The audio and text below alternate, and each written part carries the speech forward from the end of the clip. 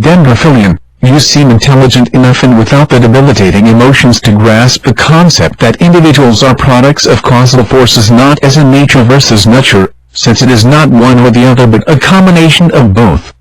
That fact being stated, I must say I am perfectly amazed you have developed your present mindset, especially considering your young age, which makes me doubt you grew up in the US, or maybe you had strong influences in your life that the typical American doesn't have. Or maybe you are only an actor playing a role. You present yourself as atypical, which can be dangerous for you if you express yourself in person the way you do on YouTube. In other words, it's not just the bigots driving around in their pickup trucks with baseball bats close at hand you have to worry about, it is the bigots who happen to hold positions of power you should be aware and beware of. Also, I want to mention that the pressures of a society in which you are atypical can be great enough to cause you to self-destruct. Bear this in mind so that you can guard yourself against self-destructive tendencies. Speaking metaphorically, it's okay not to hide your light under a basket. But don't let a bunch of hot air from others interfere with your light, because hot air causes a candle to burn brightly but burn out rather quickly. Now back on topic. My father pointed out one side note he'd learned in his 61 years of life.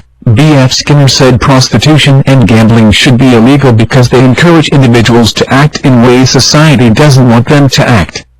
I don't know who he was talking about when he said society unless he was talking about the existing mums or ruling class.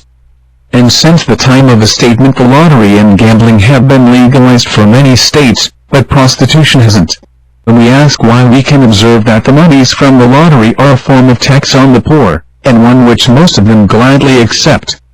But prostitution would help people become sexually sated rather easily, which means they wouldn't be shopping till they dropped, trying to find some way to be sexually satisfied.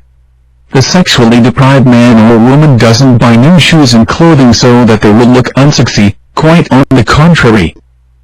Another factor to take into consideration is that taking away the laws banning prostitution is to say sex is either an accessory or acceptable.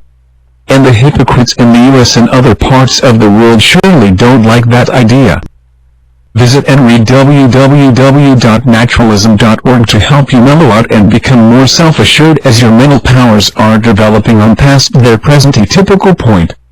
And visit www.familylovezoni.com when you feel all alone in the world.